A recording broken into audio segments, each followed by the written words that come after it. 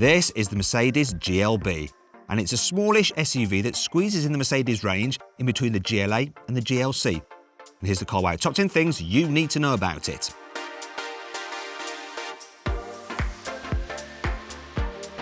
The GLB's blunt front end, boxy shape, chunky tyres and expedition roof rack make it look like a grown-up Tonka toy. But which of these cars looks the coolest? The GLB? The BMW X1? Or the Range Rover Evoque? Back in 2013, Mercedes launched a concept version of the GLA in Shanghai, and the real car followed 12 months later. And this is exactly what's going to happen with the GLB. The car you see here is actually a concept, but it will turn into a production reality. However, the look will be toned down slightly, but most of what you see in terms of the overall shape and the idea of the car will be carried over to the thing you can actually buy. The GLB comes fitted with 4MATIC four-wheel drive as standard, and it's operated via a quick-acting electronic clutch. That gives you 3 settings: comfort, sport and off-road, with a third mode splitting power equally between the front and rear axle for maximum traction.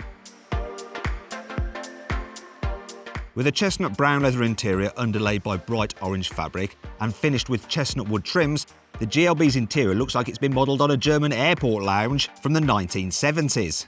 And while the car you're looking at here is a concept, the production car is likely to be just as posh, but a bit more tasteful. In case you're wondering, the GLB's paint scheme is called Designo Cashmere White Mango, while the roof rails and body cladding are finished in high gloss. The look is completed with some, it says in the press pack, discreet orange lights on the grille and wing mirrors. Not so much. The GLB is fitted with Mercedes MBUX infotainment system, so you get a cool satellite navigation system with huge screens, augmented reality directions, and a voice activation system that can understand spoken commands, even ones spoken by a brummie like me. Powering the GLB is the same 2-litre turbocharged petrol engine as you get in the A250. However, in the GLB it produces 225 horsepower and 350 Nm of torque, and is hooked up to an 8-speed dual-clutch gearbox for a 0 to 60 time of around 7 seconds. While it might look small for an SUV, you can expect the GLB to be very practical. It has space for 4 tall adults with a middle row that slides forwards and backwards and reclines. Even the third row in the boot is claimed to be suitable for medium-sized adults.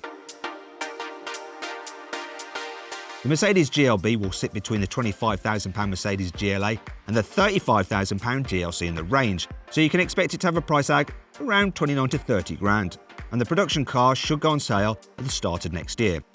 To see how much you can save on a new car, click on the pop-out banner in the top right-hand corner of the screen to go to carwow, where you can save an average of £3,600 without having to haggle. You're unlikely to be able to get the production version of the GLB with this concept's roof-mounted spotlights, but you will be able to spec multi-beam LEDs.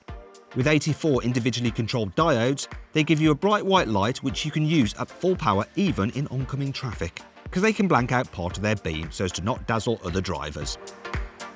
Please subscribe to this channel for more videos, and if you click on the deals box to the right, you can see how much you can save on a new car at carwow. Or click on the video windows below to watch another of my videos.